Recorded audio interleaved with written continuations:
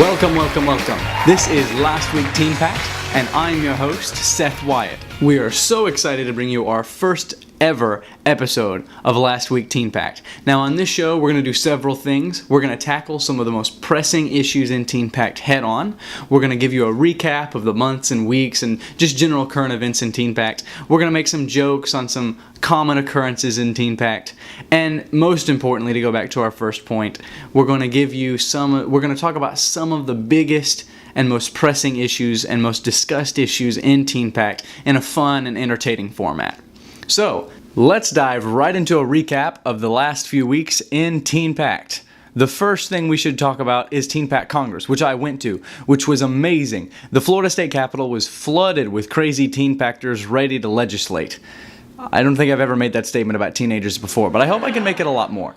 The week was insane. A lot of insane things happened, such as the speaker the speaker was accused of making a backroom deal with minority party leaders to get his bill brought back to the House floor and passed. The bill passed and was then vetoed by President Fitzpatrick in a stunning move, and the Perseverance Party, which was the majority party during the week, said that their support of that bill was a clerical error.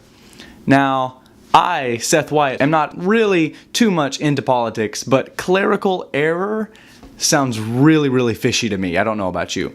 Plenty of other insane things happened that week, one of which was BEC 11, the marijuana bill, as it became known, or the weed bill, as it was more popularly known. The weed bill was pushed by the Perseverance Party and the third and smallest party, the Compassion Party, and most vocally supported by Representative Seth Wyatt from Arkansas. No relation to me.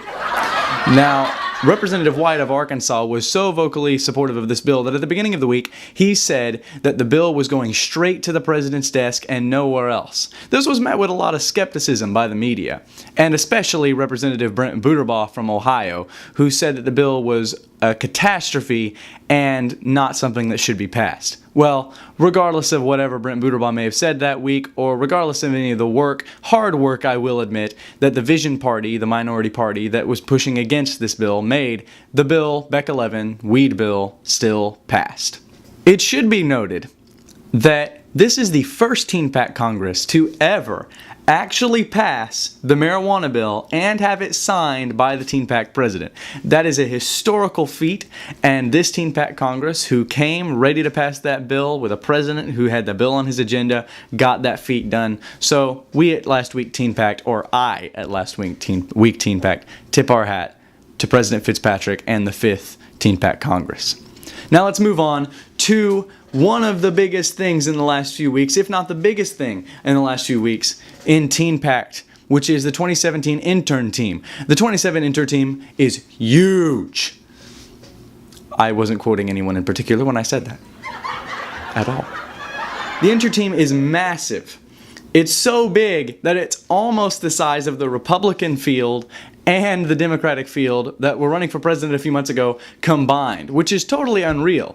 And in fact, our nation might have been in a better place if the TeenPact interns had run during the primaries. I mean, can you imagine those slogans? Just think about this for a minute. Luke Martin, longboarding for the long haul. Ben Sullivan, high hopes, higher hair. Hoyt Crouch, make America Texas again. And of course, Brent Vassbinder, deep thoughts, deeper voice.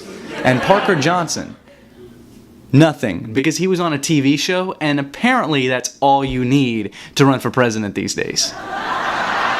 Anyway, so this brings us directly to our main story, which is TeenPact Elections, America's largest homeschool popularity contest. Or is it? TeenPact Elections have been constantly and consistently criticized for being a simple popularity contest where nothing but the skill of the candidates matters. This argument is so old that we're now using it as a punchline. But today, we're going to look beneath the surface, to the very core of the system, and really attempt to understand the purpose and goal of TeenPact Elections, and the immense value that they play in the ministry and the TeenPact experience. In the essence of time, we'll choose tonight to focus solely on the presidential TeenPact elections, and we'll ignore the senatorial elections and the representative elections. Not because they don't matter as much, but because the presidential elections are criticized much more than the others. TeenPact presidential elections are very similar to the American electoral process in that each individual casts a vote in their given state. Those votes are tallied up and made into electoral votes, which are given to the candidates that win each state. This is a genius system in that it allows states that are huge, like Florida, to not have too much power over states that are unbearably small, like Wyoming. Wyoming is in fact so obscure that you didn't actually notice that that is not a picture of Wyoming. That is actually a picture of Colorado. Go Google it, people. Now, TeenPact presidential elections receive more scrutiny than any other type of TeenPact election. They're often accused of being big media and big budget, and sometimes they are. It's estimated that the Jeremiah Fitzpatrick and Amanda Wiggins campaign of this last year spent almost $1,500 on their presidential campaign, which is a lot by homeschool standards, no doubt. I think it's as much as failed presidential candidate Jim Gilmore spent on his campaign. Jim Gilmore said that he would win the United States presidency by not campaigning. Kind of like when Elijah Knapp said that he would win the TeenPact presidency by not bringing shirts. Now, I'll divulge that I did work on the Fitz-Wiggins campaign. And I did not work on the Fitz-Wiggins campaign because I was impressed by their big budget, or because I was impressed by their big t-shirts, which were awesome, by the way, or because I thought their media campaign was great. I voted for them because of their message. Now, we have to look at the whole picture, though, because this is not the first time a presidential campaign has been accused of winning based on name recognition or popularity. If you'll remember, Jeremiah Fitzpatrick is the younger brother of former TeenPact president, Caleb Fitzpatrick. There's also a previous presidential campaign run by McBride, Campbell, and Christian Edmonds, which has received a lot of criticism for this particular issue. But really, I think we're all jealous because we all wish we had McBride and Christian style. Though the message was an integral part of the Christian Edmonds and McBride Campbell campaign, most believe that that's not what won them the election. Most believe that McBride Campbell won the TeenPact presidency because he and Christian were skilled in media, they were skilled as candidates, and that's what's commonly believed to have won them the election. The question is the skill of the candidate and the skill of the candidate on the media and the budget really a bad thing in TeenPact? Is that a bad reason for someone in TeenPact to win a campaign? Is it a bad thing for a TeenPact election to be won by skill and campaigning? Now, there are plenty of examples to the contrary of the one above. The first, and none ring more true than Jeremiah Fitzpatrick's older brother, Caleb Fitzpatrick. If you remember, Caleb Fitzpatrick was a first-time staffer and a little-known Floridian, which is a statement you will probably never hear in TeenPact again. Now, when he won the TeenPact presidency, that's what Caleb was. No one really knew him. Fitzpatrick Renfro sailed into national convention with nothing save a social media campaign and an incredible message. Now, their message, "Abandon the Stands," resonated with so many people that's what people believe they won in the election. In fact, recently, always savvy with campaign slogans, Caleb Fitzpatrick said that if he had to run again, he would run on the campaign slogan, "Thanks, Fitzpatrick." Sounds like a winner to me.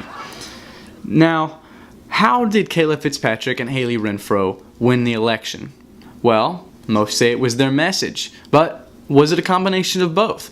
Or is it a bad thing for a candidate to ride on their message? The point of this is not that the message in a TeenPact election wins the campaign right off the bat, though that has become a more prominent part of a TeenPact campaign, or that the opposite is true, that it's purely the candidate's skill in TeenPact elections that wins the election.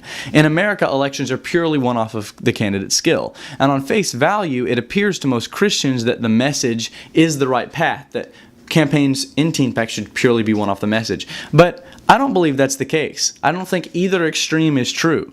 Giving glory to God above all, which is absolutely true, is the purpose of TeenPact elections. But as And as a political organization, should we not only teach our students in TeenPact how to convey the message of their campaign just as much as we should teach them how to be skillful as a candidate and as a public servant and a spokesman for the TeenPact nation. When we vote for TeenPact president and you walk into that voting booth and you're choosing who you're going to vote for, please remember that you're not only voting for the message and you're not only voting for a skilled candidate, but you're voting for a leader. You're voting for a representative. You're voting for someone to represent the TeenPact nation. And that's the purpose of TeenPact Elections. And that's what TeenPact is about. Thank you so much, everybody. We'll be back next time. We aren't going anywhere. The memes will continue, and more projects like this will keep popping up. Welcome to TeenPact Comedy. I'm Seth Wyatt, and this has been Last Week TeenPact.